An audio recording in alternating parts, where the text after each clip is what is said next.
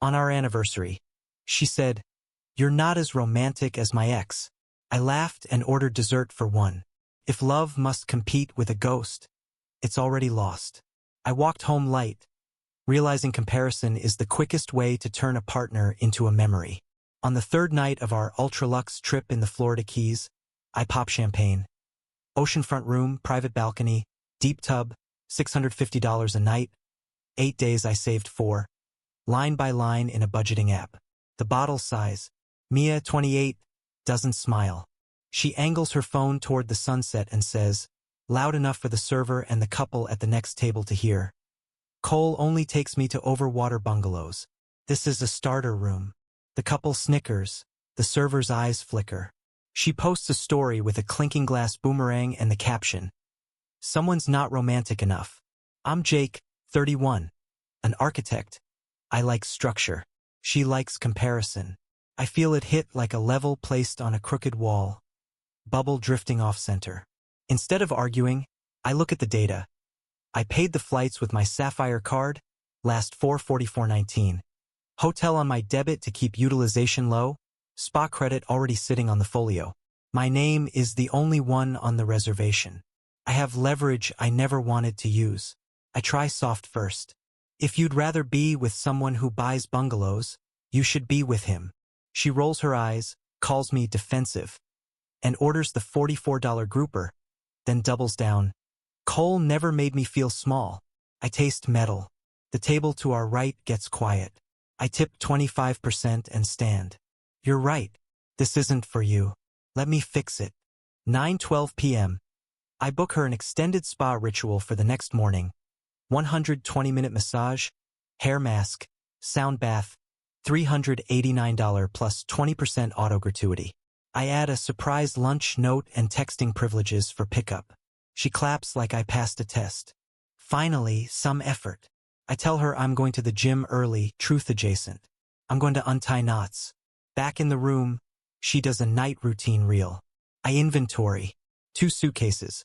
Hers is stuffed with coordinated sets. Mine has 2 button-downs, a fluke multimeter I weirdly brought because I was mid-renovation on a client's dimmer plan, and a paperback I'm not finishing. I slide my passport and cards into my sling bag and photograph everything. The room number on the key sleeve, folio so far, $2,412.78. Her caption, the timestamp, 10:03 p.m. I call the front desk. Can we split the folio at checkout? Charges to room 414 ending in 4419 are mine. Anything added tomorrow between 10 and 2 goes to guest 2. The clerk says, we can set subfolios. I authorize a $600 spa spend cap with her name attached. And please remove her from charging privileges outside the spa. My voice stays level. I'm building a beam. 11:17 p.m. I open the airline app. Our return is Sunday 3:35 p.m. from MIA. I spend 9,000 miles to move myself to Saturday 8:05 a.m. Aisle seat 12C. I add a $28 travel-size duffel for overflow and a $9 breakfast voucher. I schedule an airport shuttle for 5:40 a.m.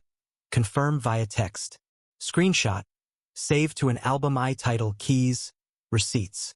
Midnight. Mia falls asleep with a face mask on. Phone glowing. Notifications pop. Cole replied to your story smirking face. I feel the familiar pinch, then the flip. I'm done auditioning. I draft a message in notes, so I don't send anything heated. Comparison is disrespect. I won't compete. Enjoy the spa. I'm heading home. I don't send it yet. I prefer actions to declarations. 6:12 a.m. I'm up, showered, bag zipped. I leave her the spa confirmation card and a room service voucher she can use if she wants avocado toast photos. I walk the perimeter once, past the rental bikes and the sign for paddleboard yoga. The light is soft. My chest isn't. 8:01 a.m. She's awake, scrolling. Don't be weird today, okay? I need this reset. I nod. You'll have space. She hears what she wants. Space as indulgence, not space as exit. At 9:45 a.m., I walk her to the spa desk, kiss her temple, and hand her to professionals. 10:02 a.m., Front desk again. Please prepare checkout for guest 1. Remove guest 2's charging ability except spa. Note early departure. I settle my portion. 3 nights, dinners, taxes. I keep the souvenir key card. I'll need the dates later. I tip housekeeping in cash and write thank you on hotel stationery. A tiny dignity ritual for me. 10:33 a.m. I text her. Enjoy every minute. Then I step into the heat, sling bag against my back, and let the automatic doors sigh closed behind me. I'm not yelling, begging, or bargaining. I'm complying with her verdict and my own. 10:41 a.m. I'm back at the spa desk with my calm voice. Could we add 2 hours to Mia's ritual? She loved the scalp work. The coordinator beams. I upgrade her to a thermal sweet pass, add a collagen facial, push her pickup to 2:30 p.m. I sign the spa subfolio with her name on it, the one I created last night, and set an alert so I get a ping if she tries to charge outside that lane. I want her blissfully occupied while I thread the exit. 10:55 a.m. Front desk. Again. I'm checking out. My wife is staying. Please remove my name from the reservation. All further charges go to the card ending 8,832. Hers. The clerk taps. She'd insisted on using her premium card for the points. The authorization hold is $7,500 against her limit. I settle my portion. $2,921.56. Amex receipt hashtag A14-772. I request an itemized statement with timestamps. Prints warm. I fold it once, the way my mentor taught me to fold contract addenda, clean, consistent. 11:07 a.m. Business Center. I book a same day to Denver to sleep in my own quiet and sit with someone who won't compare me to Cole. My attorney. Fare Class F, MIADN nonstop, Flight 1286, Seat 1C. $1,173.40. Charged to my personal travel card.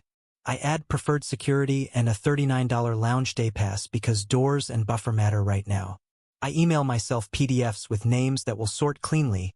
2025-10-22 survey. Certificate. PDF. PDF.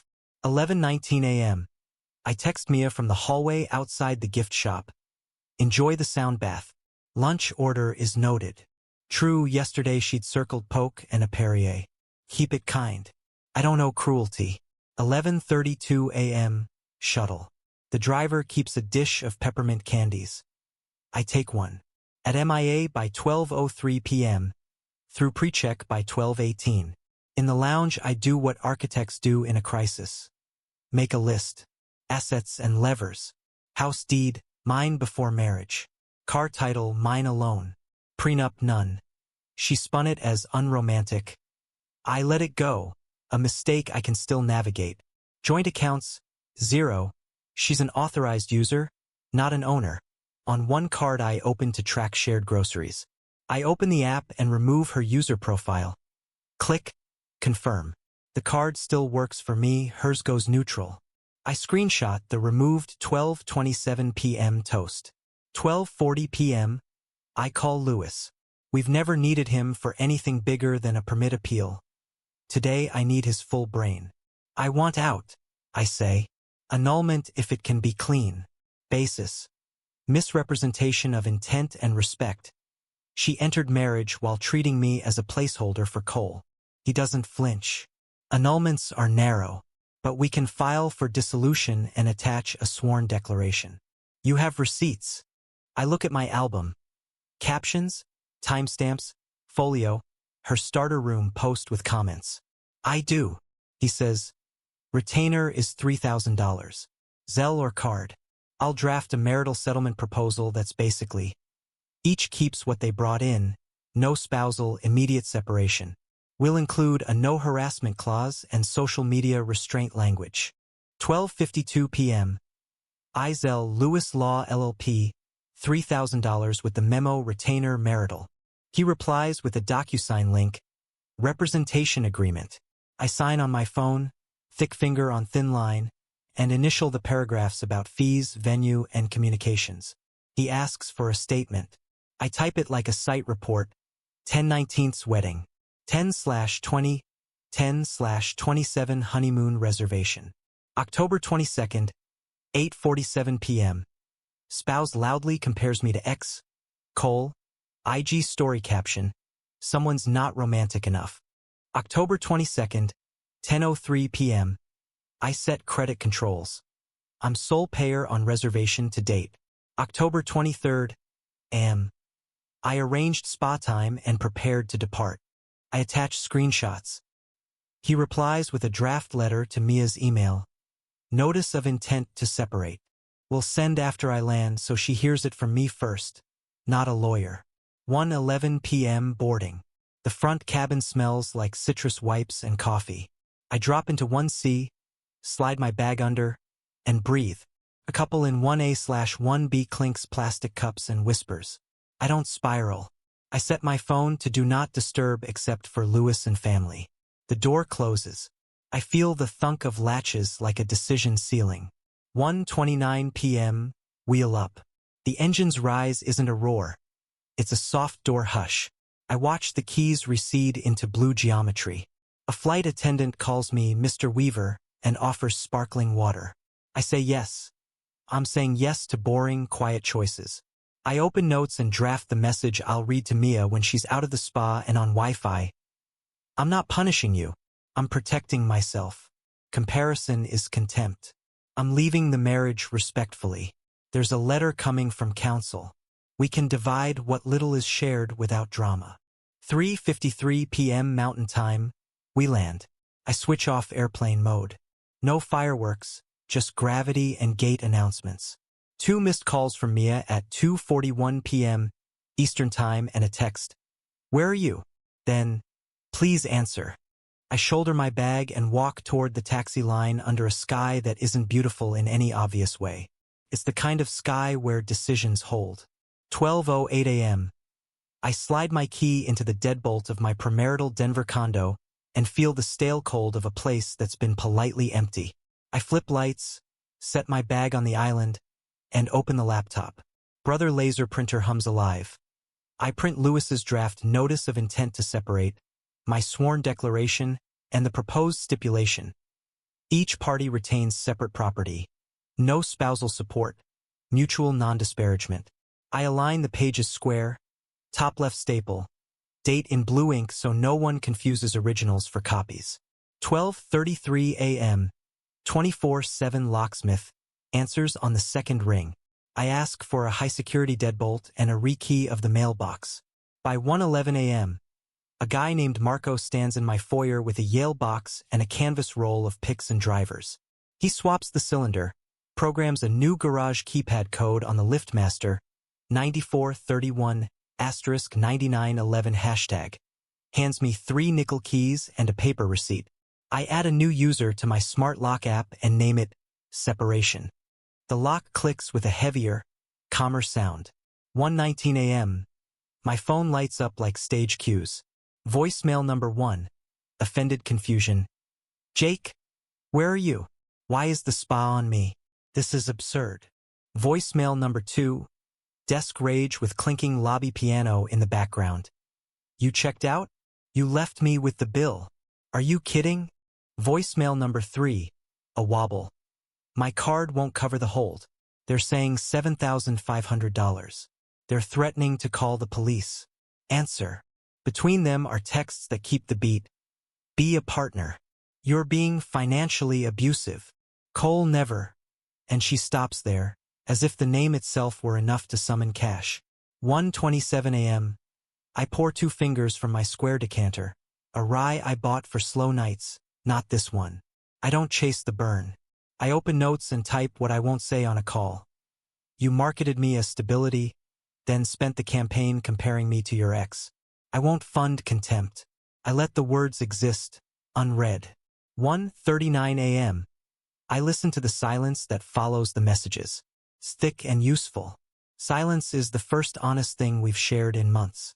I think of the times I covered her standards, her word, for restaurants, clothes, investments in a podcast that never posted. Small shames stacked neatly, like receipts curling in an ashtray at a steakhouse we couldn't afford. The old script was simple. I pay. She praises. She posts. She compares. I pay again. 1:52 a.m. I cue a calm reply that isn't bait. You're not in legal jeopardy. The hotel can move the folio to your card, or you can put down another. They have my itemized statement. I'll speak with you after 10 a.m. my time. There's an email coming from counsel. I don't send it yet. I'll send it daytime to avoid the theater of midnight. 2:05 a.m. Lewis emails. Filed notice can be ready by 9 a.m. Mountain Time. E-file or wet signature? I reply, e-file. I'll notarize the declaration at my bank at 9:30. I forward him her IG story and the spa invoices with her name on the subfolio, the timestamped front desk authorization, the airline change confirmations. He writes, keep all comms in writing. Do not discuss terms over phone. Do not let her into the residence. 2:21 a.m. Mia's mom calls. I let it go to voicemail. She performs a maternal aria about abandonment, humiliation, and the journey of marriage. I flag the message and transcribe the phrases that will help me later when the chorus swells online. 2:40 a.m. I walk the small rectangle of my place, relearning its edges. Bookcase I built during lockdown, the plant that refuses to die, the IKEA stool with a paint ring from a bathroom remodel. I set a separation box on the entry table, fob, spare key, parking pass. If I hand anything over, it'll be orderly. 3:03 a.m. I open the banking app. The grocery card shows her as former authorized user. I screenshot the roll status and archive with the rest. I check the home insurance and add a note. Change locks. No lost keys. I rename my Wi-Fi from Right Angles to Right Angles Private, because the petty things help. 3:19 a.m. Final voicemail of the hour. Softer. Jake. I panicked. Please call. I'll fix the post. Just come back to the hotel and we'll talk like adults. She says, talk, like it means reset. It used to. 3:31 a.m. I top off the rye, then set the glass down untouched. I don't need the blur. I need the ledger. I'm not just locking doors. I'm locking access to my attention, my ambition, my self-respect. The annulment road might narrow into standard dissolution by sunrise. The principle doesn't change. The old script meets a paper end. 4:02 a.m. I set my alarm for 7:30. Before sleep, I prop the printed pleadings on the island so they're the first thing I see. Blue ink date gleams under the pendant lights. The next knock won't be romance. It'll be a courier, and I'll be ready to answer the only way I'm answering anything now, on paper. 4 days later, Wednesday, 10:06 a.m., the doorbell cam pings. Mia on my stoop, hoodie up, puffy eyes trying her old key. 2 failed turns, then the defeated shoulder lean. She looks up into the lens. Open the door, Jake.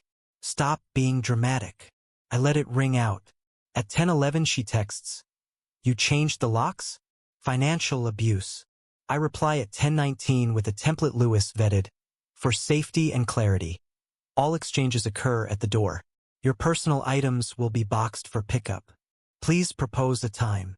Read receipts show scene 10:20. Then typing bubbles that never resolve. Next morning, 8:47 a.m., new ping.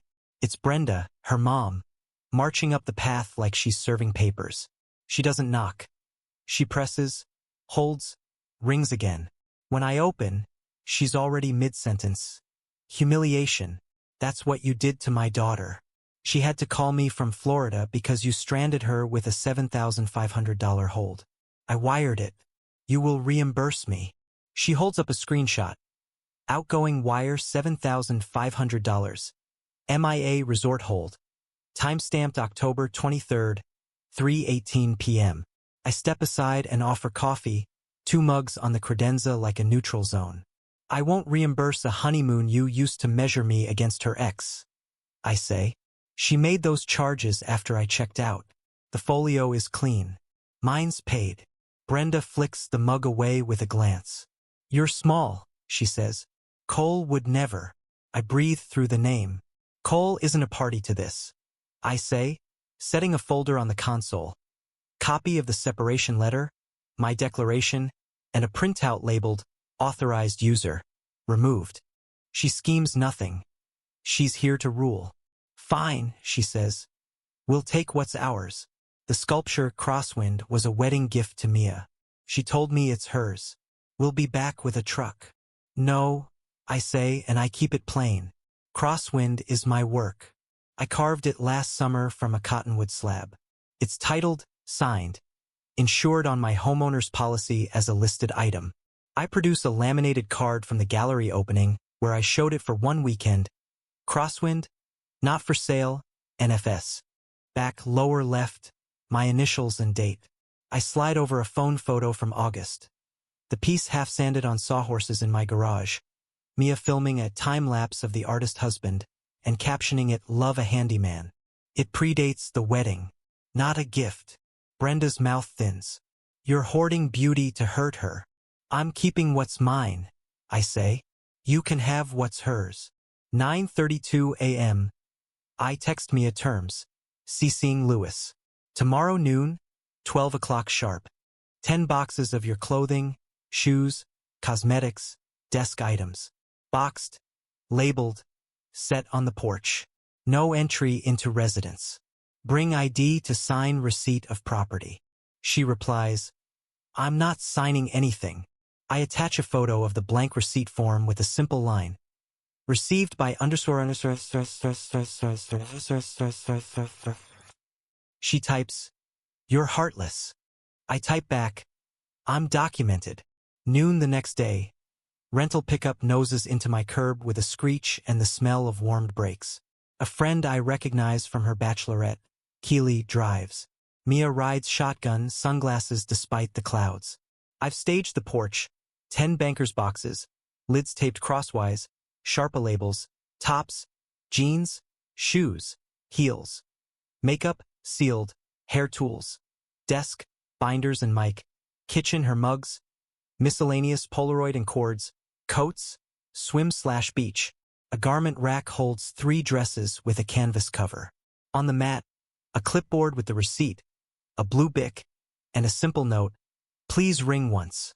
She ignores the note, shouldering past the threshold until my palm meets the jamb. Porch only, I say. Brenda can film if you need record. Brenda is already filming, narrating. He's refusing access to marital property. I turn my phone so the lock cam sees my face and the time. 12:01 p.m., exclusive possession of premarital residence.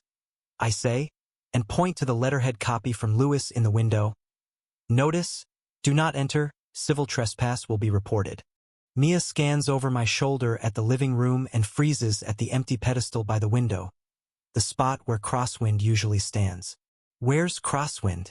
It's mine. There it is, the point of today. I keep my voice even.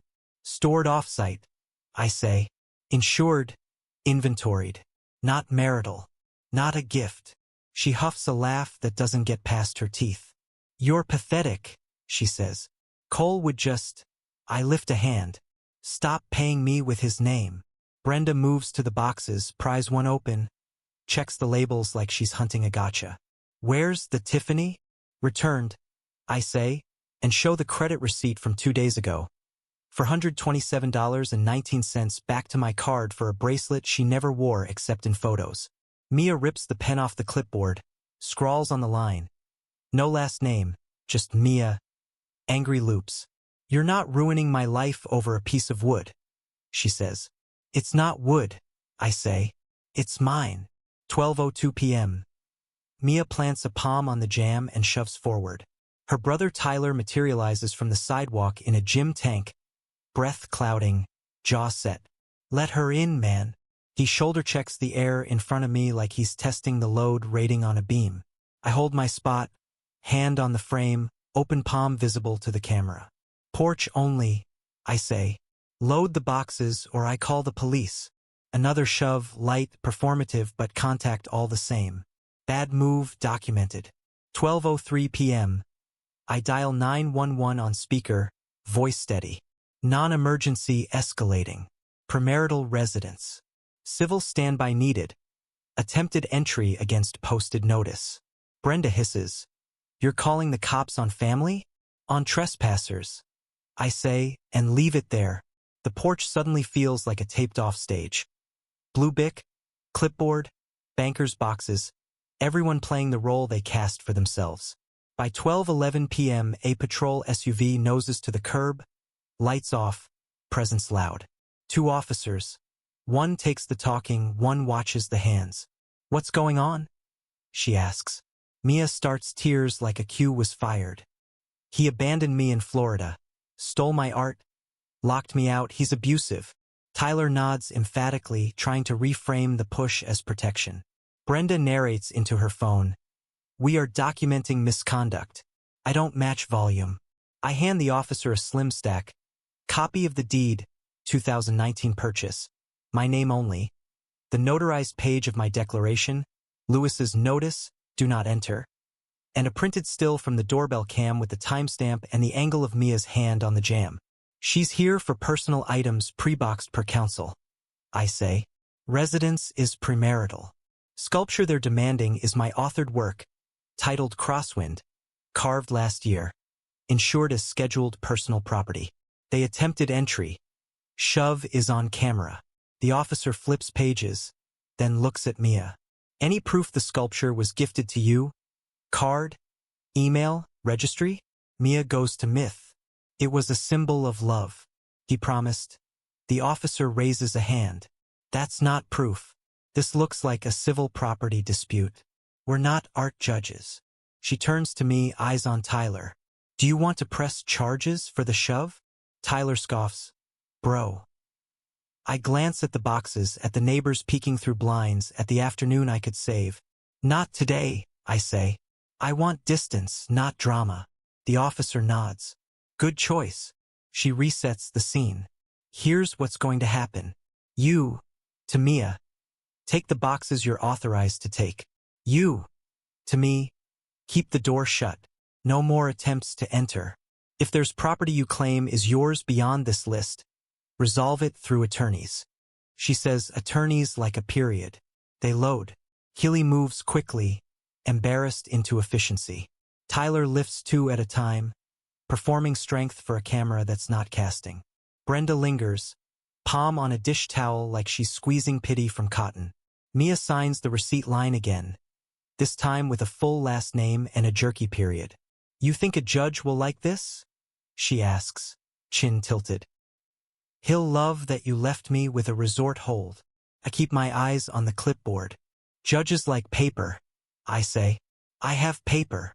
As the tailgate slams, Mia fires parting shots from the open window, legal scented. We're filing. You'll pay spousal. You'll hand over that sculpture for equitable distribution. You can't isolate me. It's coercive. I nod toward the taped, do not enter notice. Exclusive possession of premarital property isn't coercion, I say. It's boundary. The patrol SUV idles until the rental turns the corner. A quiet escort for my afternoon. 12:49 p.m. Silence returns like good HVAC. Felt more than heard. I turn the new deadbolt solid, one clean clunk. It doesn't feel like revenge. It feels like clarity. I email Lewis a recap while the details are still hot. 12:02 push captured. Officers deemed sculpture dispute civil. No charges pressed. Receipt signed. 10 boxes transferred. I attach the bodycam request number the officer gave me on a card, #DPS 2025-10422, and the stills from my doorbell. He replies within 3 minutes. Good. Maintain non-engagement. Will respond to any petition with your ownership documentation and the gallery proof. Expect a noisy interim. 1:06 p.m. I sweep the entry. 2 bobby pins, a receipt corner, glitter from a dress that shed wherever it went. I vacuum like I'm erasing a chalk line, then sit on the stair and listen to the house settle. I send one text to Mia, final for the day, pickup complete. Any future items must be requested in writing with proof of purchase or gift. Do not return unannounced. Delivered. Read. No reply. I pour water, not rye, and set the glass on the island next to my stapled packet. The pedestal by the window is empty and correct. Crosswind leans against a padded wall at my friend Aaron's studio, wrapped in moving blankets, logged in a spreadsheet that's boring by design. I have a line in the doorway and paper to back it. Next steps can wait an hour. I let the house be quiet and choose the pause on purpose. 3 months later, it's not a war. It's a matinee with assigned seats. Docket 25 DR 1042, Division F. I'm in a navy suit that fits. Mia arrives in somber beige with a billboard lawyer I've seen on buses. Cropped smile, promise of compassionate outcomes. They filed to contest the annulment and convert it to dissolution with support off a 72-hour marriage. Deserted wife, their caption says, as if hotel folios don't timestamp truth. Lewis slides a neat pile in front of him. Doorbell stills, the spa folio, the starter room post with comments, and the patrol card with the request number for bodycam, #DPS 2025-10422. He doesn't posture. He arranges facts like bricks, then rests his hands, palms down, good foundations. Their ace arrives wheeled in on a dolly under muslin. The lawyer announces it like a prop reveal. A marital asset, Crosswind, expert appraised at $18,000. My client should receive equitable distribution. He nods to a gray-haired appraiser with gallery diction. The man beams at the silhouette. A significant work, he says. Emergent line, grounded base. Mia's eyes flick to me, quick, greedy. Like this was the piece that would force compromise. We don't fight the number. We bring the piece. Aaron rolls in my wrapped sculpture twin, uncrated under the clerk's supervision. Chain of custody noted. I nod to the court. Permission. The judge, a woman with a dry patience I like, says, briefly. I walk to the base and address the record. Crosswind is 2 parts. A wooden base I carved, and a removable center element my spouse insisted gave the piece energy. I plant my boots, slide fingers under the element's edge, and twist. It lifts with a gentle squeak. A painted glass fishing float I bought for $35 at Mallory Square in Key West. August receipts stapled to the back. I set the float in my palm like a paperweight. Light pricks through green glass. The appraiser's mouth opens, then folds. Gallery diction evaporates. My appraisal assumed a unified work, he says. I wasn't told the central element was a found object. Lewis doesn't smirk. He just pushes a photo across. Me in my garage last summer. Base on sawhorses. No glass, wood still raw. Date stamp. Mia's own caption. Love a handyman. Next sheet. Homeowner's schedule listing, Crosswind. Wooden base only. At $5,000 insured value. Added July. Before the wedding. Next. Mia's DM to a friend. Produced in Discovery. Reading. We'll value it high so he has to settle. He reads that one aloud, voice flat. Opposing counsel redirects to melodrama. He abandoned her on a honeymoon, Your Honor. He locked her out. He controls finances. Isolates. The judge raises a palm. Mr. Weaver? I keep my voice at hallway level. I paid my folio, filed notice. Offered porch pickup with receipt and police standby. She attempted to force entry. Shove recorded. She compares me to her ex on record. I'm not isolating. I'm exiting. Lewis adds the law. Annulment ab initio on misrepresentation. Marriage entered under contempt. Alternatively, immediate dissolution with no support. There's no commingling, no joint estate, and no duration. The judge asks questions only judges ask. Any evidence of gift of the sculpture? Opposing fumbles. It was a symbol of love. The judge. Dry. Symbols aren't deeds. Any joint accounts? No, Your Honor. Authorized user removed October 23rd. Not ownership. Any evidence of domestic abuse? No police reports alleging harm by Mr. Weaver. Only a trespass warning supported by video. She reads quietly for a long breath, pen ticking against her legal pad. Ruling comes like the click of my new deadbolt. The petition to convert is denied. The marriage is void ab initio. There is no marital property to divide. Support is inappropriate. Respondent intentionally inflated evaluation to leverage settlement. Fees to petitioner. The clerk's head jerks a fraction at fees. Mia's lawyer exhales through his nose like he's allergic to consequences.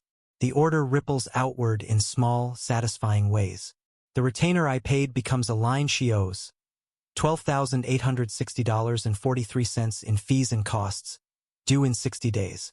Her deserted wife refrain wilts under the transcript of Crosswind's removable heart. Brenda texts within an hour anyway. You ruined our family with your coldness. Your sculpture poisoned everything. I reply once, couldn't help it. Cole would have covered the fees. Green bubble delivered. Then I tap, block. I hear Lewis in my head. No new material. But sometimes you file a single satisfying line. After court, Aaron and I take the float to a bin in the alley. I hold it a last beat under October sun. It's pretty in the way trinkets can be, ocean scuffed, fad green. I let it drop into plastic and hear it settle against takeout boxes and sawdust. The base looks better without myths. Back at the studio, I oil the wood and sign again on the underside. A second date, today. The lines feel more honest. At home, I set the order on my island and stack receipts in one banker's box labeled MIA, closed. I send Lewis his final payment even though I'll get it back from her. Another clean fold, another blue ink date. On the pedestal, the base stands alone, grain catching late light. I lost a week in the keys and a fantasy about who I married. I kept my place, my work, my ledger, and a kind of quiet that money can't buy and bungalows can't counterfeit. That's the only lux I needed.